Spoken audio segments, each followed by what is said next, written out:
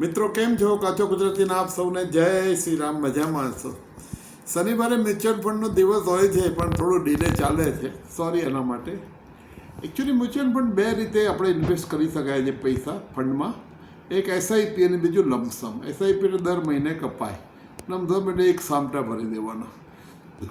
તમને બોનસ મળ્યું હોય કે અચાનક ક્યાંથી પૈસા આપ્યા હોય, પ્રોપર્ટી વેચાણ કર્યું હોય, ગોલ્ડ વેચ્યું, ત્યારે તમે લમસમ પૈસા નાખી શકો એનું. અધરવાઇઝ રિકમેન્ડેડ છે કે રેગ્યુલર સેલરીમાંથી કે રેગ્યુલર ઇન્કમમાંથી તમે દર મહિને બચત કરીને એસઆઈપી કરો. હવે એક પ્રશ્ન આવેલો તો કે ભાઈ 1 લાખ રૂપિયા આપણે લમસમ રોકીએ તો કેટલા વર્ષ પછી એ 50 લાખ થાય?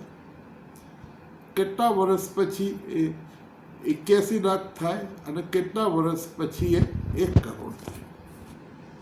હવે એમાં તમને રેટ ઓફ રિટર્ન તો એઝ્યુમ કરવું જ પડે, તમને ખબર જ છે. એના વગર 13% એઝ્યુમ 13% ધારો કે આપણને એવરેજ રેટ ઓફ રિટર્ન મળે, ધારો કે, તો ગણતરી કરી એ પ્રમાણે 32 વર્ષમાં 1 લાખ રૂપિયાના 50 લાખ થઈ જાય, 36 વર્ષમાં 1 લાખના 81 લાખ થઈ જાય, અને 38 વર્ષમાં 1 કરોડ થઈ જાય 1 લાખના.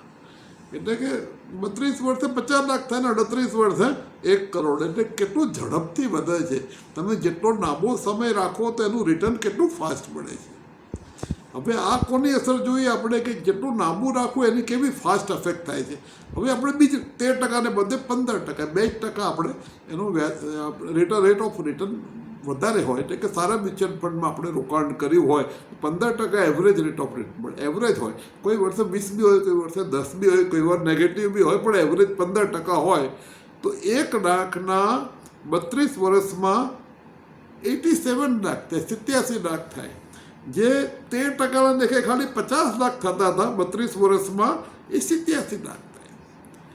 1 લાખના 36 વર્ષમાં 13% લેખે 81 લાખ થતા હતા, 15% લેખે ઓલમોસ્ટ ડબલ 1.53 કરોડ થાય. અને 1 લાખના 38 વર્ષમાં 13% લેખે 1 કરોડ થતા હતા, એ 15% લેખે 2 કરોડ થઈ જાય. ડબલ, સીધા જ ડબલ એનું. 2% વ્યાજથી ના 2% રિટર્ન, રેટ ઓફ રિટર્નના ફરકથી તમારું ઇન્વેસ્ટમેન્ટની વેલ્યુ ડબલ થઈ જાય છે એનું. એટલે બહુ જ ઇન્ટરેસ્ટિંગ આ સ્ટેટિસ્ટિક્સ હતું. મને લાગ્યું તમારી સાથે શેર કરું. શેર કરવાનો એક જ પર્પઝ છે કે મ્યુચ્યુઅલ ફંડનું ઇન્વેસ્ટમેન્ટ હંમેશા લોંગ ટર્મ હોવું જોઈએ, અને તમારા ટાર્ગેટ પૂરા થાય, ગોલ બીટ થાય ત્યારે જ યુઝ કરવું. એ પૈસા ખર્ચવા નહીં, ખોટા ખર્ચવા નહીં કે ચાલો ઘરમાં થોડું રિનોવેટ કરી દઈએ, કલર કરી દઈએ, તોડફોડ કરી દઈએ, એક રૂમ નાખી દઈએ, એવું નહીં. જે તમારી કમ્પલસરી રિક્વાયરમેન્ટ માટે જ યુઝ કરો, અને જેટલો લાંબો સમય યુઝ કરો અને જેટલા તમને સારા ફંડમાં ઇન્વેસ્ટમેન્ટ કરો એનાથી તમને ફરક પડે. લાંબા સમયમાં તો તમે જોયું કે 13%ના લેખે 1 લાખના 32 વર્ષમાં 50 લાખ થાય છે, અને 38 વર્ષમાં 1 કરોડ થાય છે. અને ખાલી રેટ ઓફ રિટર્ન 13 નું 15 કરવાથી 1 કરોડને બદલે 2 કરોડ થાય છે 38 વર્ષમાં. મિત્રો, આ ગજબ કમાલ છે એનું, તમારું રેટ ઓફ રિટર્નનો, અને કેટલા લાંબા ટેન્યુર માટે તમે ઇન્વેસ્ટ કરો છો એનો. એટલે મિત્રો, આની અંદર મેસેજ એક જ છે કે બને એટલા લાંબા સમય સુધી કરો, વચ્ચે ખોટો ઉપાડ કરવો નહીં. તમારા ગોલ્સ મીટ થાય, કોઈના હાયર એજ્યુકેશન છોકરાઓનું હોય કે એમના મેરેજનો ખર્ચો હોય કે એવું કંઈ હોય તો જ કરો તમે. અને આ રીતે જો તમે કરશો તો તમને બહુ જ એનું રિટર્ન, એનું 1 લાખના 2 કરોડ રૂપિયા મળે, ભલે 38 વર્ષ પછી મળે. આજે તો કેટલું બધું રિટર્ન છે. આજે 38 વર્ષ પહેલાં કોઈએ કર્યા તો અત્યારે 2 કરોડ રૂપિયાનું થઈ જાય. એટલે કેટલી બધી વેલ્યુ છે એનું. એટલે 1 લાખ રૂપિયાની કોઈ વેલ્યુ નથી, પણ 2 કરોડની ઘણી વેલ્યુ છે.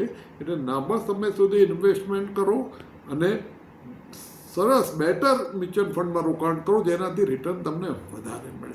એના માટે દર શનિવારે આપણે જુદા જુદા મ્યુચ્યુઅલ ફંડ વિશે વાત કરતા જ રહીએ છીએ. તમને કોઈ સવાલ હોય તો પૂછતા રહેજો. આભાર. Thank you so much. So nice of you. જો આપને મારો વિડીયો ગમતા હોય તો સબસ્ક્રાઈબ કરજો અને મિત્રો સાથે શેર કરજો. કોઈ પ્રશ્ન હોય તો જરા પૂછજો. Thank you so much. So nice of you.